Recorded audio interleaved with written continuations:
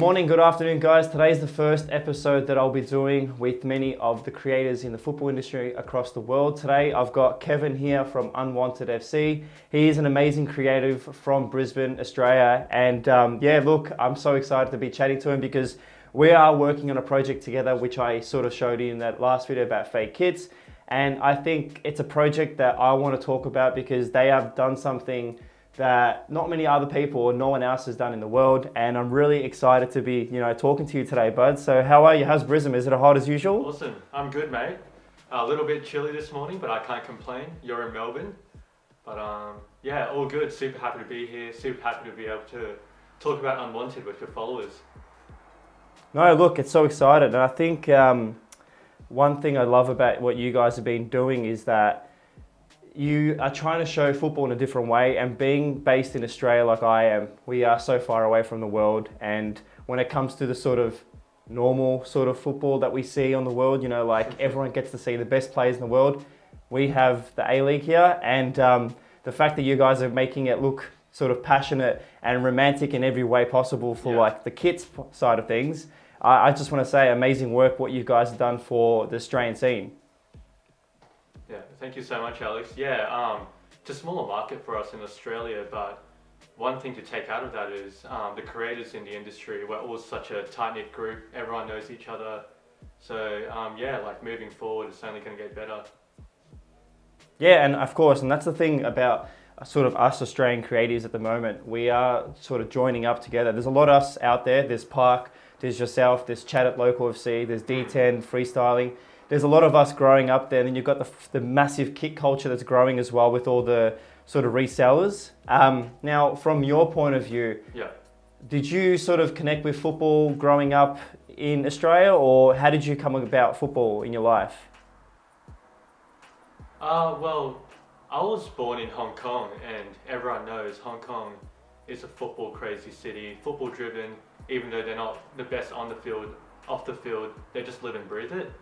My family moved over here to Australia to live a better life when I was still a little baby, and super grateful to have grown up in such a beautiful country in Australia, where I think oftentimes we take for granted all the opportunities we have to play football, to be safe under a roof, live in good conditions, and so I grew up playing football here in Australia, and really did embrace the Australian lifestyle.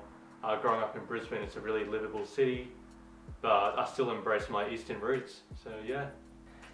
Now, being based in Australia, how has UNWNTD opened the world to you? How have you what's probably the best thing about UNWNTD, and tell me about how UNWNTD became? Yeah, sure. Well, best thing about UNWNTD is it's just bringing a passion project to life. It was founded by me and my twin brother, Keith. He's currently twin brother, Germany, wow. Yeah, we're twins, but how it came to life was we grew up as crazy football heads since we were little kids. We've had been collecting jerseys, and like any football head out there, jerseys just end up piling up in your wardrobe, end up collecting a lot of dust. Yeah, and just a lot of moments in life has kind of shaped this project to come to life. We both worked for a big sporting brand, doing internships overseas, and we were exposed to the industry. A lot of samples go to waste. Big brands, Nike, Adidas, Puma, they go through different rounds of concept revisions, and if something isn't finalized, they don't want anyone to see it. So what happens to it? It gets destroyed. That was kind of a breaking point where me and my brother were like, okay, we've been exposed to this. We're graduating our marketing degree. We're aware of the social impact that upcycling and secondhand consumption can have. So we saw a grey area in the market, and it was a light bulb moment. Started off as a project out of uni. We were just killing time, cutting up kits, and amazing. We just found it super amusing. Our staple design, which is a tote bag, it kind of, you can tell that it used to be a football kit. It gives the initial kit justice, and it's just a very consumable design, something you could rock off the shoulder. And ever since then, since the back end of 2018, it's just been elevated and finally turning into more of a business. Of course. No, look, and that's amazing. I think when it comes to the current nature of humanity and society, we see what we've done on the impact of the world, and trying to reduce the amount of rubbish, but also trying to reuse items to give it a second purpose, but a second life, is all that I'm also about for. And I think when it comes to football and the football kits, like, we love the football kits, but the fact that you've given them a second life in a sense that it's being still a part of our culture, but it's not just being it's not being used a part of trash. It's not being thrown out. But that's amazing, and I think that's also the nature of kit collecting, but also kit websites now, because I'm kind of upset at the prices that some kits go to, but I know, like, it's crazy amount of money, and like I've fallen sort of victim to that. I've wanted a kit, but that saying, it is, and saying that, it is good to have people like yourself out there, you and your brother, and I'm so surprised your twin brother. I can't believe that. I actually didn't even click. Yeah. But the fact that you both saw the nature of humanity in the sense that we're just wearing an item and then throwing it out. That's something I also want to try and get rid of in my sense. What's your current projects? What's your future projects? Currently, we're working on a really cool project.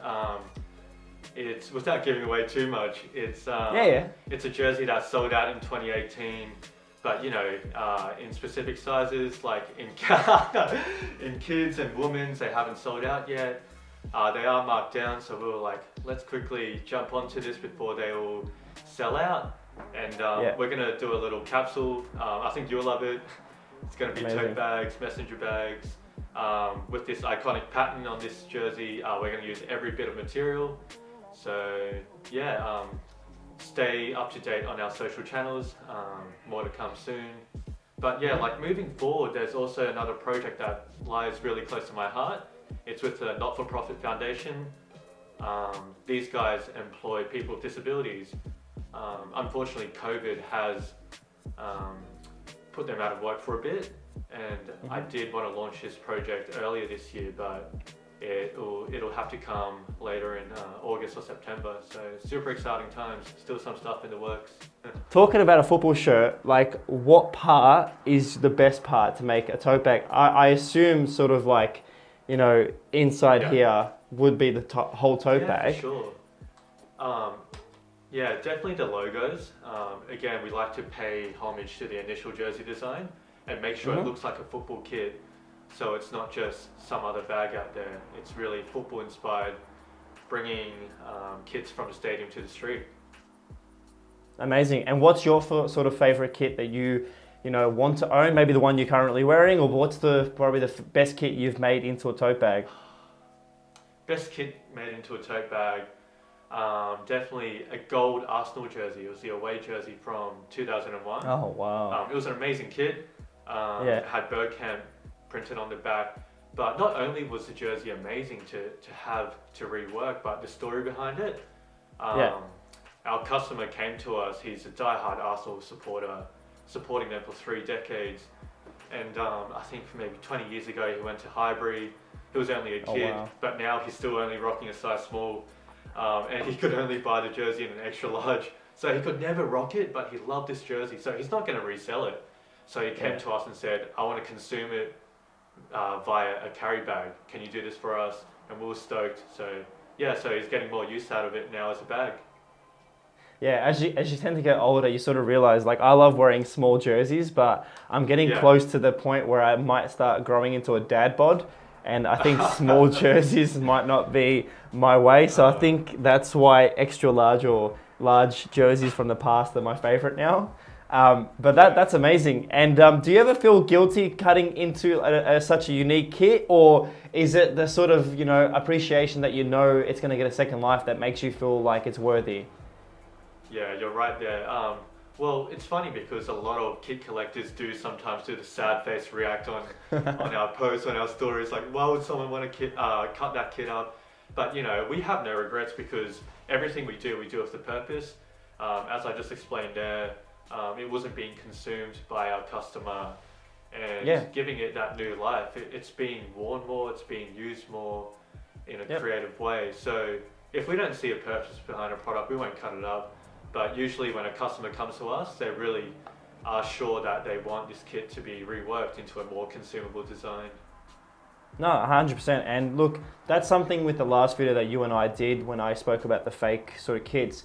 I do not like sort of, I'm not a huge admirer in what the scene's going through with the fake scene. And it's only going to get better in design because these counterfeiters are making, you know, sort of great items in a bad way to say it. So is this something you want to sort of, you know, push away as well, like try to stop the fake scene or maybe give them a second life too? Yeah, I mean, it's a tough one, isn't it? Because I'm not for the fake scene at all, and there's some really good fakes out there that a lot of us buy off eBay. We don't even realize until a few months down the track.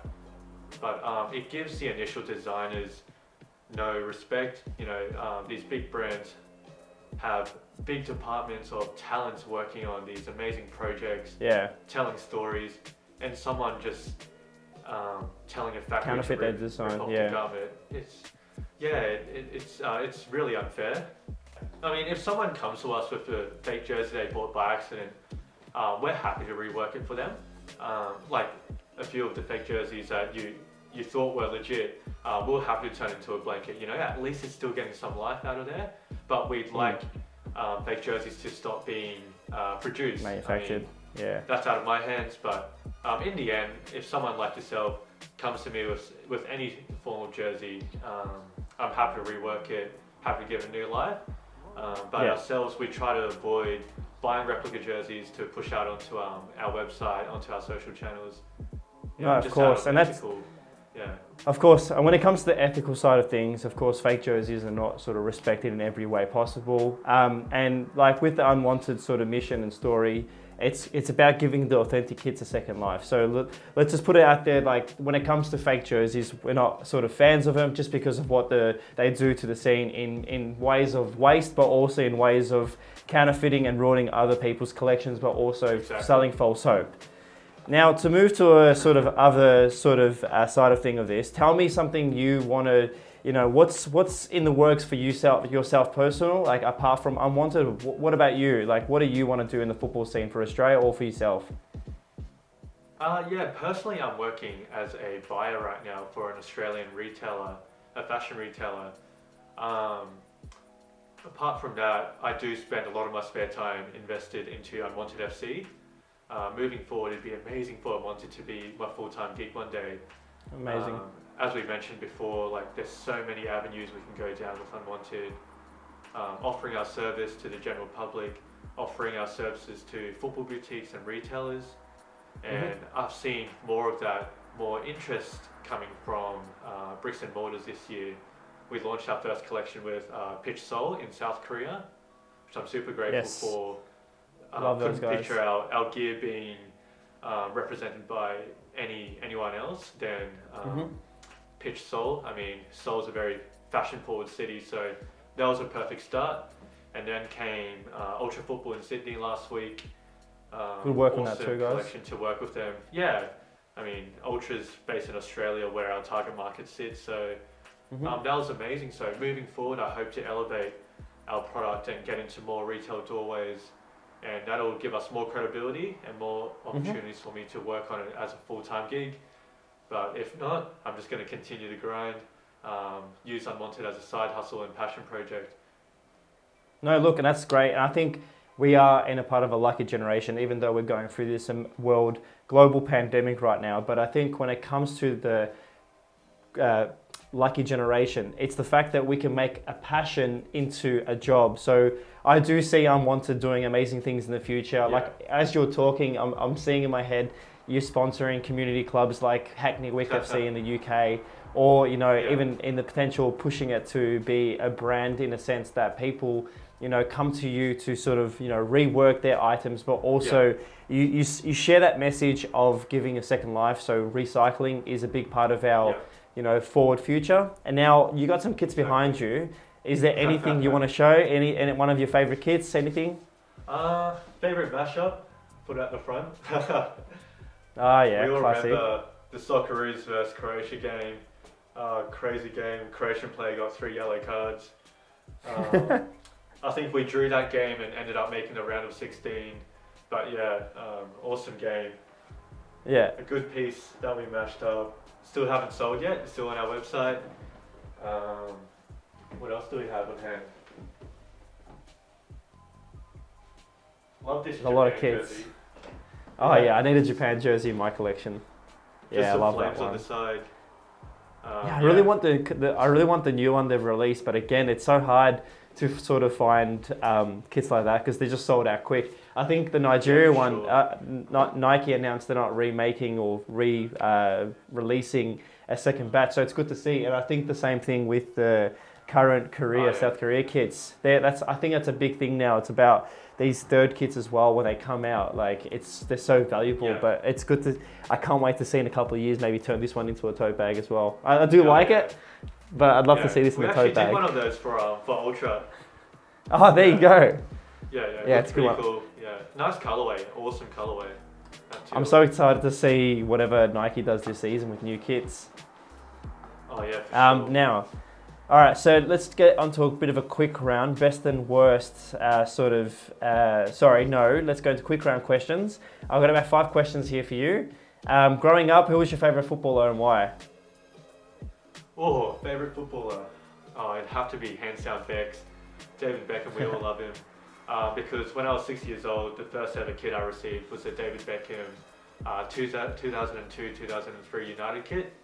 And that drew me into the game. And yeah, Beckham, such a legend. Like, I mean, on and off the field.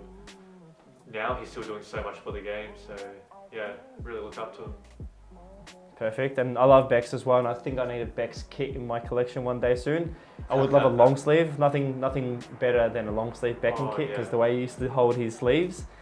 Now going into a bit of a closer to home, being Australian based as well, do you have an A-League team and what are your thoughts on the A-League? A-League team would have to be Brisbane Roar because grew up in Brisbane. And yeah, I mean support your local, right? And there was an era where they were just winning titles after titles, and I was lucky enough to experience the finals, all the crazy penalty shootouts with that golden era of Broich, Enrique, Eric Partaloo. Just a great team to watch, and I hope they pick up their game in the coming seasons with Robbie Fowler in charge. But with the A-League, it has grown, hasn't it? Like, we should be grateful that we have a strong league in Australia now, because 2 decades ago, it was just the NSL and that wasn't getting global coverage. But moving forward, I feel like the leagues below it, NPL, NPL2, there needs to be more development coming from there through the ranks, and there needs to be some sort of relegation and promotion battle to make it more competitive, to make the entire market kind of look forward to something and not just have a fixated league. Yeah. And now moving to the next one, what's one kit, old, new, upcoming, that you want to remake into a sort of tote bag or an item for reuse? That kit to your left, the Nigeria kit, just the iconic pattern. Man, that kit, just seeing those little strokes, you look at it and you already know what it is, you know? Yeah. Did the guys at pitch ask you to make? Did the lads at the pitch did they ask you to remake this? No. This would be an amazing item have to into a tote bag. Yeah, I mean, it would have made a good like statement product, but I think the Koreans just... Yeah. It would have sold so well over there. And those guys, again, quick shout out to the Pitch Soul guys. They are amazing at what they do. And once COVID ends, I'd love to go over to Korea and sort of immerse myself. You'd love it. I've become a fan of Daegu FC, one of the clubs that one of the gents at Pitch Soul work with, forward everywhere. So again, what an amazing sort of culture they have. Now talking about culture as well, good segue there. Now with the Australian sort of culture and football kits, are you sort of excited to see where it's growing, and what's your plan? What are your plans or thoughts on the Australian future for football? Isn't it culture-wise?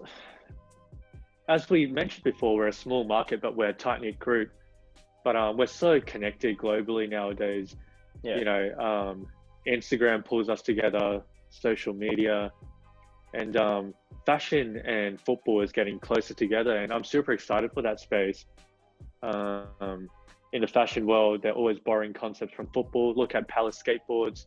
Yeah. They're always reworking and branding via football space. In the football space, you know, we're collaborating with fashion brands, and yeah, I mean, moving forward, it's just going to get closer together. Us Australians are, I mean, even though we're not the most forward, we're acceptive of these new trends, and I'm super excited for what's to come.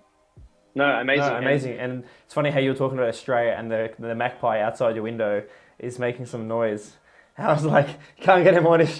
I was like, can't get him any more Australian than that. Thank you for your time, mate. Is there anything else you'd like to talk about regarding, you know, Unwanted, or anything you want to sort of shout out to the fans or people watching this today? Yeah, I just want to say a massive thank you for having me on your show, Alex, and being able to talk about the Unwanted mission, the message to your audience. You have a passionate audience. You're doing an amazing job for football culture down under. And you know, you've got a great brand voice, brand message that's going to elevate all of us, our creatives in Australia. So thank you for the listeners tuning in. Hopefully we'll catch up for another episode next time. Yeah, look, again, it's one thing I do love about the sort of culture in football is that we all work as a team, and if I do something, you do something, it all helps all of us in the future of any guy or girl out there who wants to live their dream. You know, we're seeing amazing sort of results with the Matildas doing their stuff on their pitch, and now we're going to host the World Cup in 2023, so it's exciting to see Australia on the map. And look, it's people like yourself that get me motivated every day to get out of bed and create something. Making videos like this isn't possible if it wasn't for people like yourself, because as a team, we all make it sort of motivational. Now, before you go, I have to get my dog because he really wants to say hello. So what we did in the fake video, I gave all those fake unwanted kits and I sent them over to Kev. Kev, you know, has created this little blanket, which is still in the mail. So hopefully it comes sometime this week, of course, with all delays. But Chandler, my dog, is going to get cozy. So give me 2 seconds and I'm going to quickly get Chandler because he's at the door. So give me 2 seconds. So Chandler's got his own jersey, and we got him a Man United kit, and it's got Paul Pogba. That's sick, Pogba. I can't wait to see him with the blanket. No, we'll send you some photos, and thank you so much for your time today, bud. Once I get the bags and stuff, I'll do a little photo shoot. But as always, guys, thank you so much for watching the video. I have to do this towards the end of the video. It was so much fun, mate, talking to you, and I look forward to creating more of these. But from me, please subscribe and look forward to making more videos like this for you. Thank you so much for your time, Kev. And it's a goodbye from me and Chandler. So I'll speak to you guys soon. Bye.